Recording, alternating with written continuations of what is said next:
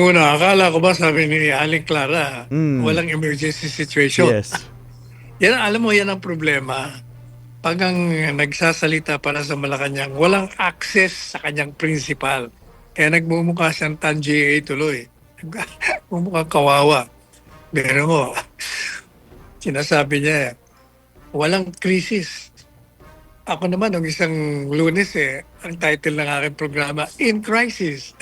Siya lang ang hindi naniniwala. O yan, ngayon sinampal siya ng deklarasyon ng state of emergency ng kanyang principal. Ngayon, ang ano ang mangyayari? Talagang may problema tayo. Kaya talagang dapat mag-declare ng state of emergency. Ngayon, yung whether or not, yung excise tax, kasi gusto nilang tanggalin o suspindihin o i-reduce, talagang maapektuhan. Hindi po pwedeng hindi.